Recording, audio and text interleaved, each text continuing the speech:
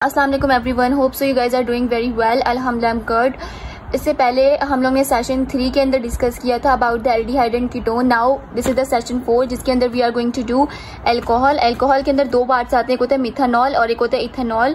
They both are basically the part of alcohol, methanol, ethanol, butanol, propanol. इसमें से दो को हम इन डिटेल डिस्कस करेंगे।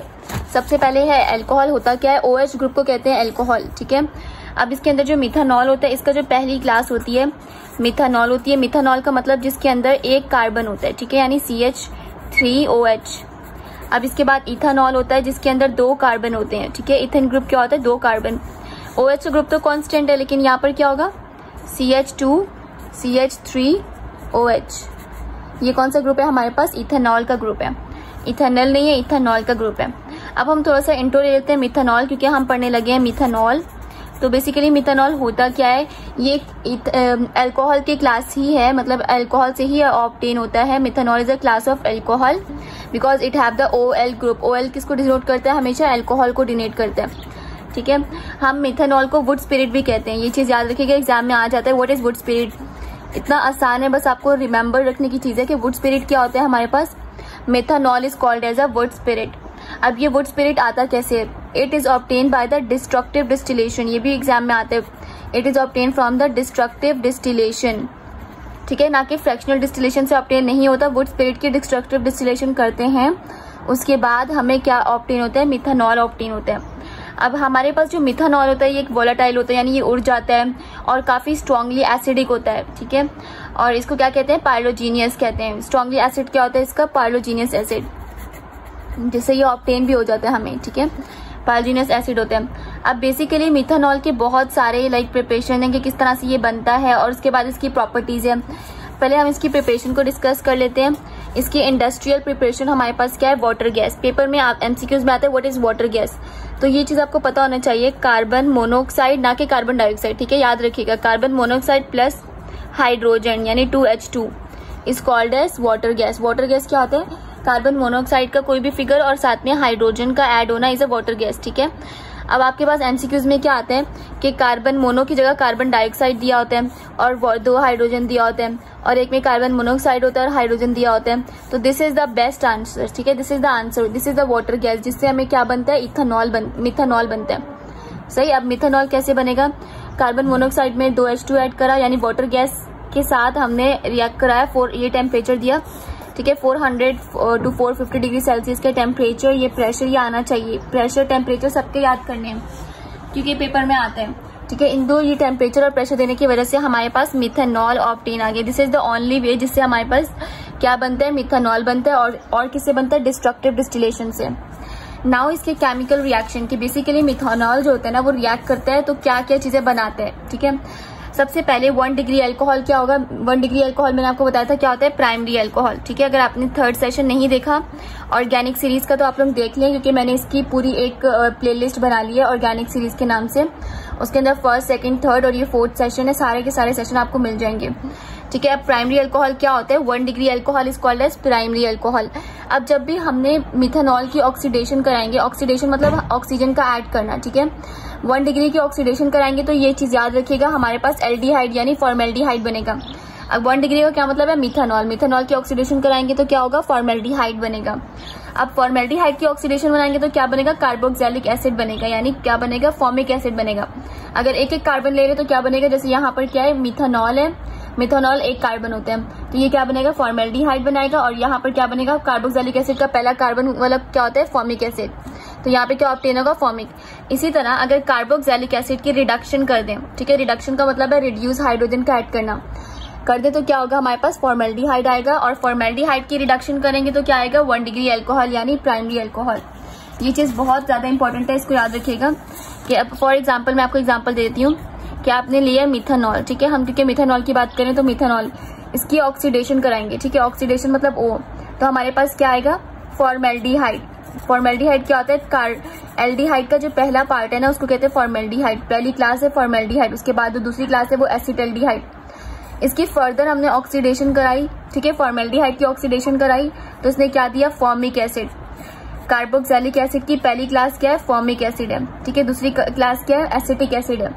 ठीक है। अब हमारे पास एक कार्बन लिया था ना, मिथेनॉल हैव 1 कार्बन, तो इसके पास जो 1 कार्बन वाला एल्डिहाइड बनेगा और 1 कार्बन वाला फॉर्मेल्डिहाइड फॉर्मिक एसिड बनेगा। ठीक है, यहाँ तक बात क्लियर है। Now we are going to discuss. अब यहाँ पर मैंने एग्जाम्पल दे दिया, इसको देख लीजिएगा कि मिथेनॉल है। ठीक है, ये मिथेनॉल है, इसमें ऑक्सीडेंट डाला और इसके साथ ये K2Cr2O7 डलता है प्लस H2SO4 कॉन्सेंट्रेटेड। इसने क्या बनाया, मिथानल बनाया। मिथानल को क्या दूसरा नाम क्या है, फॉर्मेल्डिहाइड भी कहते हैं। ठीक है, मिथानल का दूसरा नाम फॉर्मेल्डिहाइड है। अब ये मिथानल के अंदर हमने ऑक्सीडेशन कराई। ठीक है, ऑक्सीडेशन कराई तो इसने क्या बनाया, फॉर्मिक एसिड बनाया। ठीक, तो ये इस तरह से आता है। अब बात करते हैं ईस्टर फॉर्मेशन। ये बहुत बहुत बहुत इंपॉर्टेंट है, जितना इंपॉर्टेंट बोलेंगे उतना कम है, बहुत इंपॉर्टेंट है। ये एमसीक्यूज में बहुत आते हैं, आपको फिंगर टिप्स पे पता होना चाहिए ईस्टर कैसे बनता है। ठीक है, आपने जब भी मिथानॉल डालना है, ये क्या है, मिथानॉल है, मिथानॉल प्लस ये क्या है, एसिटिक एसिड। ठीक है, एसिटिक एसिड, A लिख रही हूँ। ठीक है, ये क्या है, एसिटिक एसिड। मिथानॉल के अंदर हम एसिटिक एसिड ऐड करेंगे तो ये क्या बनाएगा, डाई मिथाइल ईस्टर। ये ईस्टर है। ठीक है, ईस्टर का ग्रुप हमने पहले डिस्कस किया था, क्या होता है, C+O होता है, ये होता है। ठीक है, ईस्टर का ग्रुप। अब ये हमें क्या देगा, ईस्टर देगा। कैसे दिया इसने, हमारे पास मिथानॉल के साथ एसिटिक एसिड को रिएक्ट कराया तो इसलिए हमारे पास क्या दिया है, ईस्टर दिया है। ईस्टर कौन सा दिया है, डाई मिथाइल ईस्टर, यानी इसको दूसरा नाम क्या होता है, मिथाइल एसीटेट भी कहते हैं। Now we have the reaction with halogen acid. अब अगर हम अल्कोहल को, ये हमारे पास क्या है, मिथानॉल का ग्रुप है, मिथानॉल के ग्रुप को हैलोजन एसिड, हैलोजन मतलब HCl से जब रिएक्ट करवाते हैं HCl से, तो हमारे पास क्या आता है, क्लोरोमीथेन आता है प्लस वाटर आता है। अब क्लोरोमीथेन क्या होता है, ये CH3 है, ये OH है। अब ये क्या हो गया, यहाँ से वाटर रिमूव होगा, ये OH इससे मिलेगा। ठीक है, ये OH इससे मिलेगा और ये क्लोरीन इससे मिलेगा, तो ये क्या बनाएगा, CH3Cl बनाएगा, क्लोरोमीथेन बनाएगा। ठीक है, ये क्या बना रहा है हमारे पास, क्लोरोमीथेन। अब इसका दूसरा नाम क्या है, अल्काइल हैलाइड भी कहते हैं। क्लोरोमीथेन इज बेसिकली हमारे पास अल्केन के साथ क्लोरीन लग जाए, यानी अल्काइल के साथ हैलाइड लग जाए, तो ये क्या हो जाएगा, क्लोरोमीथेन या फिर अल्काइल हैलाइड भी कहते हैं। तो अब चीज याद रखिएगा, जब भी हमारे पास हैलोजन एसिड यानी कोई भी हैलोजन के ग्रुप के साथ H भी है और साथ में Cl भी है, किसी भी हैलोजन के ग्रुप के साथ रिएक्ट करेगा तो ये क्या बनाएगा, हमारे पास किसी भी हैलोजन के ग्रुप के साथ रिएक्ट करेगा तो ये क्या बनाएगा। Okay, we were on the reaction with halogen acid. Halogen acid क्या होता है, HCl, यानी HCl के साथ जब भी मिथानॉल रिएक्ट करेगा तो ये वाटर देगा और अल्काइल हैलाइड यानी क्लोरोमीथेन, कोई भी अल्काइल के साथ हैलाइड का ग्रुप देगा। ठीक है, this is known as reaction with the halogen acid. Now we are going to discuss about ethyl alcohol. Ethyl alcohol जो होता है इसको हम इथानॉल भी कहते हैं, and this is the basically the class of alcohol. Alcohol की दूसरी class is called as ethanol यानी इथाइल अल्कोहल। ठीक है, इसके बारे में थोड़ा सा डिस्कस कर लेते हैं कि बेसिकली हमारे पास इथाइल अल्कोहल होता क्या है और ये मतलब बेसिकली होता क्या है। देखिए, सबसे पहले एक चीज याद रखिएगा, जो इथाइल अल्कोहल होती है ना, इसको हम इथाइल अल्कोहल जो होती है ना, ये एक कॉमनली नॉन एज अल्कोहल। ठीक है, यानी जिसे हम अल्कोहल कहते हैं वो कौन होती है, अगर आपके पेपर में आता है कि अल्कोहल का दूसरा नाम क्या है, तो आप मिथानॉल नहीं लिखेंगे, आप क्या लिखेंगे, इथाइल अल्कोहल। ठीक है, इथाइल अल्कोहल को हम कहते हैं इथानॉल या फिर alcohol. Common alcohol is ethanol, यानी इथानॉल क्या है, कॉमन अल्कोहल होती है। ठीक, अच्छा, हम थोड़े से जो ना यूजेस डिस्कस कर लेते हैं मिथानॉल के, कि मिथानॉल हमने जो भी टॉपिक पढ़ा है वो उसके यूजेस वगैरह क्या हैं। ये हमारे पास एज अ सॉल्वेंट बहुत ज्यादा यूज होता है, इथानॉल भी यूज होता है, ये भी यूज होता है सॉल्वेंट के तौर पे, और ये मिथाइलेटेड स्पिरिट में बहुत यूज होता है। मिथाइलेटेड स्पिरिट में होता है, ये फॉर्मेलिन बनाता है। फॉर्मेलिन क्या होता है, अगर आपको ये फॉर्मेलिन ना पता हो तो आप पूछ लीजिएगा। बेसिकली ये एक्वस फॉर्मेल्डिहाइड को फॉर्मेलिन कहते हैं। ठीक है, यानी एक्वस फॉर्मेल्डिहाइड को क्या कहते हैं, फॉर्मेलिन में बहुत हेल्प करते हैं। ये एमसीक्यूज में आते हैं कि फॉर्मेलिन कौन बनाता है, तो आपको पता होना चाहिए कौन बनाता है, वो बनाता है मिथानॉल बनाता है, ना कि इथानॉल। उसके बाद we have antifreeze solution, कौन बनाता है, कौन करता है ये सब, एंटी फ्रीज सॉल्यूशन भी हमारे पास करता है मिथानॉल, इथानॉल नहीं, methanol. Now let's talk about ethanol, इसके यूजेस। इथानॉल के बारे में हमने पढ़ लिया। कॉमन अल्कोहल क्या होता है, इथानॉल को हम कहते हैं कॉमन अल्कोहल। अब इसकी हम प्रिपरेशंस वगैरह कैसे करते हैं ये देखते हैं। इथाइल अल्कोहल की प्रिपरेशंस वगैरह कर रहे हैं। सबसे पहले फर्मेंटेशन ऑफ स्टार्च। फर्मेंटेशन एक ऐसा प्रोसेस है जिसके अंदर हम लोग यानी स्टार्च या मोलेसिस वगैरह यूज करते हैं, कैटलिस्ट यूज करते हैं, ताकि हम माइक्रो ऑर्गेनिज्म जैसे यीस्ट वगैरह जो है उसमें इंड्यूस करवाते हैं और उसके बाद एक प्रोडक्ट ऑब्टेन होता है जो कि अल्कोहल होता है। ठीक है, अब हमारे पास फर्मेंटेशन का जो प्रोडक्ट होता है ना वो अल्कोहल होता है। अब ये होता किससे, दो चीजों से होता है, या तो ये मोलासिस से होगा या तो ये स्टार्च से होगा। ठीक है, फर्मेंटेशन किससे होता है, स्टार्च से और मोलासिस से। पहले हम लोग किससे कर रहे हैं, स्टार्च से करते हैं। ये स्टार्च का फॉर्मूला है। ठीक है, this is the formula of starch. Paper में स्टार्च का फॉर्मूला भी पूछ सकते हैं, तो आपको पता होना चाहिए कि स्टार्च का फॉर्मूला ये होता है। ठीक है, और फर्मेंटेशन क्या होता है कि ग्लूकोज को कन्वर्ट करना इथेनॉल में। ठीक है, फर्मेंटेशन को थोड़ा सा मैं आपको बता देती हूँ ताकि आपको आइडिया हो जाए कि व्हाट इज फर्मेंटेशन। फर्मेंटेशन एक ऐसा प्रोसेस होता है जिसके अंदर हम ग्लूकोज को कन्वर्ट करते हैं, किसके अंदर, इथेनॉल के अंदर। ठीक है, इथेनॉल में बाय एस्केपिंग कार्बन डाइऑक्साइड, इसमें से एस्केप होता है। ठीक है, कार्बन डाइऑक्साइड बाय प्रोडक्ट होता है। ठीक है, किस तरह निकलता है, in the form of bubbles. ठीक है, इसलिए फर्मेंटेशन का दूसरा नाम भी क्या है, हम इसको क्या कहते हैं, बबलिंग कहते हैं, जेंटल बबलिंग। ठीक है, फर्मेंटेशन का नाम क्या होता है, फर्मेंटेशन का मीनिंग क्या है, gentle bubbling. Why gentle bubbling, because of the carbon dioxide का एस्केप हो रहा है। ठीक है, फर्मेंटेशन को जेंटल बबलिंग क्यों कहते हैं, क्योंकि इसके अंदर से कार्बन डाइऑक्साइड निकल रहा होता है। ठीक है, now let's discuss about the starch के स्टार्च क्या होता है। स्टार्च के अंदर हमने वाटर डाला और एक एंजाइम है, दैट इज डाइस्टेज। ठीक है, एंजाइम कौन सा यूज किया, डाइस्टेज डाला, और ये क्या देगा, माल्टोज देगा। This is the maltose and formula of the maltose. सही, माल्टोज कैसे बनता है, दो ग्लूकोज से मिलकर बन रहा होता है माल्टोज। अब बात करते हैं सेकंड स्टेप क्या होगा कि हम माल्टोज की हाइड्रोलिसिस करें। ठीक है, वाटर ऐड किया माल्टोज में और एंजाइम कौन सा यूज किया, मैल्टेज। ये आपको पता होना चाहिए कि माल्टोज के अंदर जब माल्टोज ने क्या बनाया था, ग्लूकोज बनाया था, तो उसके अंदर जो है ना क्या, कौन सा एंजाइम यूज हुआ था, तो माल्टेज हुआ था। जब माल्टोज एंजाइम है तो माल्टेज यूज हुआ था, और जब हमारे पास स्टार्च था तो कौन सा एंजाइम था, डाइस्टेज यूज हुआ था। और जब हमारे पास ये क्या बना है, दिस इज द ग्लूकोज। ठीक है, C6H12 क्या होता है, ग्लूकोज। जब ग्लूकोज को हमने फर्दर फर्मेंट किया तो कौन सा एंजाइम यूज हुआ, जाइमोज। ये पेपर में आता है, इसमें से एक MCQ पक्का है। अब इसमें याद करने की क्या चीज है उसको देख लेते हैं। अच्छा, आपने याद ये रखना है कि जब आपके पास स्टार्च था, ठीक है, स्टार्च का फॉर्मूला आपको पता होना चाहिए। जब आपके पास स्टार्च था तो कौन सा एंजाइम था, ठीक है, कौन सा एंजाइम था, तो कौन सा एंजाइम यूज होता है, डाइस्टेज यूज हुआ था। जब आपके पास माल्टोज एज अ रिएक्टेंट था तो कौन सा एंजाइम था, माल्टेज। ठीक है, उसके बाद जब आपके पास हमारे पास जब ग्लूकोज था तो कौन सा एंजाइम यूज हुआ था, जाइमेज। ये सब एंजाइम्स के नाम है जो कि आपको पता होना चाहिए। और स्टार्च के प्रोडक्ट ये एंजाइम्स हैं, ये क्या हमारे पास रिएक्टेंट्स हैं, और ये प्रोडक्ट ग्लूस्टार्च। डाइस्टेज आपके पास ऐसे भी MCQ आ सकते हैं कि ये बताएं कि डाइस्टेज क्या प्रोड्यूस करता है, एज अ प्रोडक्ट क्या रिलीज करता है एज अ प्रोडक्ट। ठीक है, तो diastase is basically an enzyme, तो ये क्या स्टार्च को माल्टेज में कन्वर्ट करता है। ठीक है, माल्टेज में। तो इसका आंसर क्या होगा, आपसे पूछेंगे बताएं माल्टेज है, ग्लूकोज है या इथेनॉल, तो माल्टेज इज द आंसर। सही। अब अगर आपको पूछते हैं कि ये बताएं कि माल्टोज को कौन ग्लूकोज को कौन कन्वर्ट करता है, आपके पास ये आ सकता है MCQs में क्वेश्चन।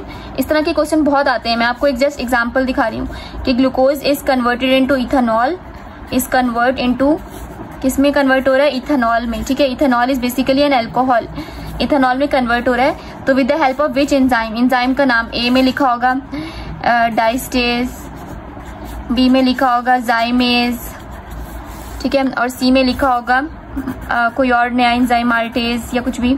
तो क्या होगा, ग्लूकोज कन्वर्ट हो रहा है इथेनॉल में। ठीक है, तो क्या होता है, जाइमेज इज द एंजाइम। इसका आंसर क्या होगा, B ऑप्शन। सही। अच्छा, इस तरह से आपको पता चल गया कि हमारे पास जो ग्लूकोज होता है उसको जाइमेज डालते हैं तो वो क्या प्रोड्यूस करता है, इथेनॉल, और कार्बन डाइऑक्साइड रिलीज हो रहा है। ठीक है, फर्मेंटेशन का नाम ही यही है ना कि कार्बन डाइऑक्साइड रिलीज आउट हो रहा है। अब जो इथेनॉल है ना, इसका बॉइलिंग पॉइंट पेपर में बहुत आता है, याद रखिएगा। इथाइल अल्कोहल का बॉइलिंग पॉइंट कितना होता है, 78.5 डिग्री सेल्सियस। इसको कहीं लिख लें, इथेनॉल का boiling point is 78.5 degree Celsius. ये पेपर में बहुत ज्यादा पूछा जाता है और आपको आइडिया पता होना चाहिए कि इथेनॉल का क्या होता है। ठीक है, हमने ये कर लिया। अब इसका सेकंड फर्मेंटेशन होती है मोलासिस से। ठीक है, अब हम इसकी मोलासिस से पढ़ने लगे। देखिए, फर्मेंटेशन से एक क्वेश्चन जरूर आता है, जरूर आता है MD कैट के अंदर, तो काइंडली इसको बहुत अच्छे से कीजिएगा। जो मैं करवा रही हूँ इन सब के नोट्स बनाएं, खुद के नोट्स, ताकि आपकी बहुत ज्यादा हेल्प हो सके। वरना बुक से पढ़ना is a kind of difficult thing. Book से आप पढ़ें आपको मुश्किल लगेगा। अब हम पढ़ने लगे मोलासिस। तो बेसिकली अब मोलासिस होता क्या है, ये एक थिक ब्राउन कलर का सिरप होता है। ठीक है, एक बहुत थिक सिरप होता है। थिक सिरप मतलब एक लिक्विड पार्ट होता है। ठीक है, जो कहाँ से आता है, केन शुगर से आता है। केन शुगर आपको पता है जब उसका लिक्विड फॉर्म होता है तो वो बहुत थिक होता है, ब्राउन कलर का होता है।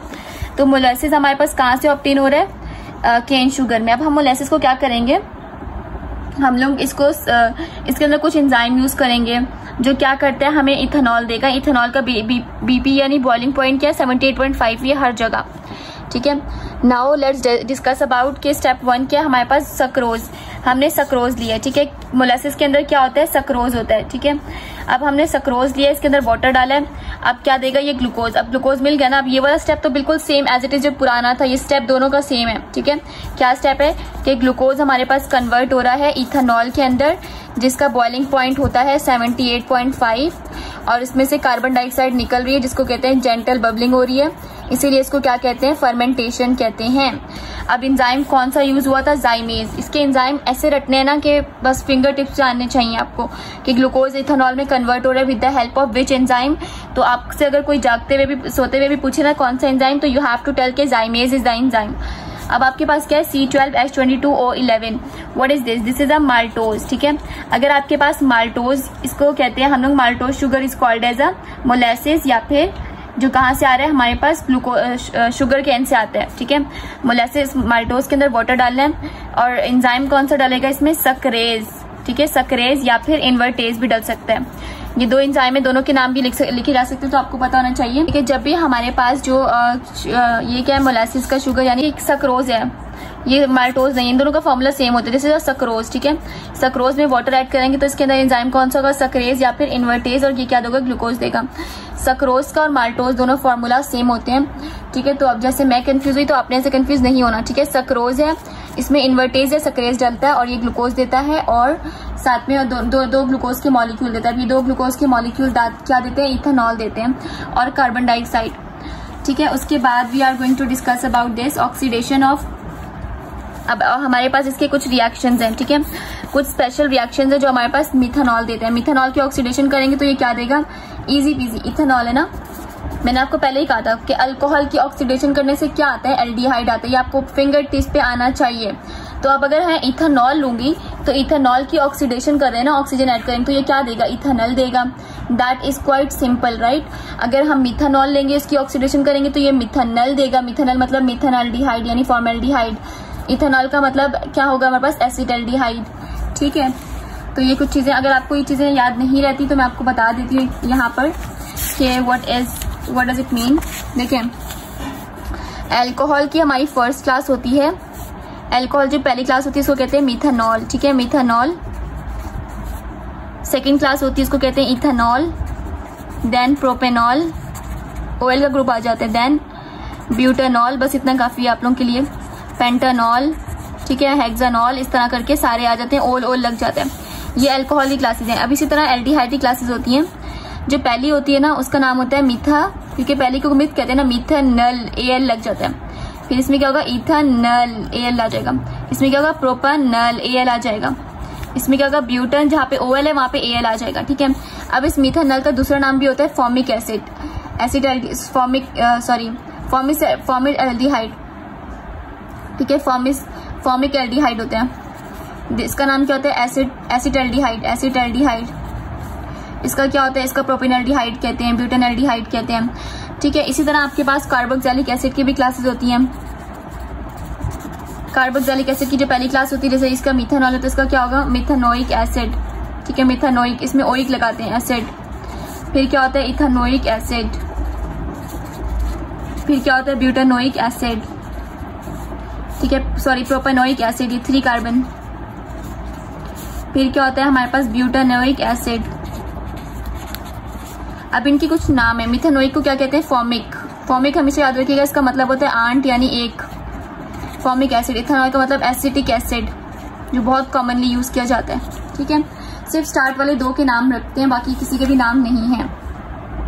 तो अब याद रखिएगा कि अगर मिथेनॉल की ऑक्सीडेशन करेंगे तो ये क्या देगा, मिथेनॉल देगा। मिथेनॉल की ऑक्सीडेशन करेंगे तो ये क्या देगा, मिथेनोइक एसिड देगा, ठीक है, यानी फॉर्मिक एसिड। तो इसी तरह यहाँ पे इथेनॉल की ऑक्सीडेशन करी तो इसने क्या दिया, इथेनॉल यानी एसिटल्डिहाइड, ठीक है। अब हम हैलोजन एसिड मतलब HCl। अब इसी तरह जैसे हमने पहले किया था, C2H5OH लिया यानी इथेनॉल की HCl लिया तो ये क्या देगा, अल्काइल क्लोराइड देगा, यानी हेलो अल्केन देगा, ठीक है। ये क्या हमारे पास, इथाइल क्लोराइड। अब अगर हमने क्या कराया, इथेनॉल को रिएक्ट कराया सोडियम से। जब भी सोडियम से रिएक्ट कराएंगे तो ये क्या देगा, हमारे पास देगा इथेनोएट, सोडियम इथेनोएट। ठीक है, अब सोडियम इथेनोएट को दोबारा सोडियम से रिएक्ट कराएंगे तो ये क्या देगा, फिर से देगा सोडियम इथेनोएट और क्या रिलीज करेगा, हाइड्रोजन। ठीक है, ये रहा सोडियम इथॉक्साइड या फिर सोडियम इथेनोएट। अब एस्टरिफिकेशन का प्रोसेस क्या होता है कि हमारे पास अल्कोहल, एस्टरिफिकेशन आप ऐसे याद रखिएगा कि अल्कोहल प्लस एसिटिक एसिड यानी कार्बोक्सिलिक एसिड जब भी मिलते हैं ना तो ये क्या देते हैं, ये दोनों मिलके क्या देते हैं, ईस्टर देते हैं। ठीक है, अब हमारे पास कोई सा भी अल्कोहल हो, अब हमने यहाँ पे क्या लिया, क्योंकि इथेनॉल की बात करें इथेनॉल लेंगे, यहाँ पे क्या लिया है क्योंकि हम बात कर रहे हैं 2 कार्बन वाले की, तो इसमें क्या लेंगे, एसिटिक एसिड। हमेशा ही एसिटिक एसिड यूज करते हैं। ठीक है, ईस्टर में हमेशा एसिटिक एसिड यूज करते हैं, अल्कोहल कोई सा भी यूज कर सकते हैं। अब हमने अल्कोहल लिया, एसिटिक एसिड लिया और इसने क्या दिया हमारे पास, इथाइल एसीटेट। ठीक है, this is the formula of ethyl acetate यानी ईस्टर। ठीक है, ये भी मैंने लिखा हुआ है, alcohol plus carboxylic acid will give the Easter. Easter have C double bond O and O। ठीक है, और कीटोन के पास क्या था, सिर्फ C डबल बॉन्ड O, तो इस चीज में कंफ्यूज मत हो जाएगा, मिक्स हो जाती है सम टाइम। अब we have the dehydration of ethanol, ethanol की डिहाइड्रेशन करेंगे। डिहाइड्रेशन क्या होता है, हमारे पास वाटर का रिमूवल। हमने इथेनॉल लिया, इसमें से OH का ग्रुप निकालेंगे। ठीक है, इसके अंदर से H का ग्रुप निकालेंगे। सही, दोनों एक OH क्या बन गया, H2O बन गया, इनके दरमियान सिंगल की जगह डबल बॉन्ड हो गया। ठीक है, यानी इथेनॉल से हमारे पास क्या बन रहा है, इथेनॉल से बन रहा है इथीन। इथेनॉल से इथीन भी बन सकता है। ठीक है, कैसे, बाय द डिहाइड्रेशन, वाटर का रिमूवल करने से। Now we have the ether formation, यानी ईथर का फॉर्मेशन करेंगे। ईथर फॉर्मेशन कैसे होती है, वी हैव, हमने क्या लिया, अल्कोहल लिया है और उसके अंदर अल्कोहल लिया है, उसके अंदर H2SO4, ये H2SO4 को हमने खोल के लिखा है। ठीक है, H2SO4 लिया, तो इसने क्या बनाया, इथाइल हाइड्रोजन सल्फाइड। इसको फिर से हमने अल्कोहल से रिएक्ट कराया और तब ये क्या बनाएगा हमारे पास, diethyl ether and H2SO4। ठीक है, ईथर कैसे बना, बेसिकली हमने अल्कोहल लिया है, अल्कोहल उसको H2SO4 से रिएक्ट करा। आपको इक्वेशन याद करने की जरूरत नहीं है क्योंकि इक्वेशन पेपर में नहीं आती इस तरह करके। आपसे ये पूछते हैं कि हमारे पास अल्कोहल से क्या बनता है, या फिर आपसे ये पूछ लेंगे कि इथेनॉल हमारे पास कौन सा ईथर बनाता है, डाई इथाइल ईथर बनाता है, ट्राई इथाइल ईथर, तो कौन सा बनाता है, डाई इथाइल ईथर। ठीक है, तो अल्कोहल को H2SO4 से रिएक्ट कराएगा तो क्या बनेगा, डाई इथाइल ईथर, या फिर इन शॉर्ट क्या बनेगा, ईथर। ईथर क्या होता है, यहाँ पे 2 अल्काइल ग्रुप लगे होते हैं। ठीक है, बीच में एक O का ग्रुप होता है। ठीक है, डाई इथाइल ईथर कहते हैं इसको।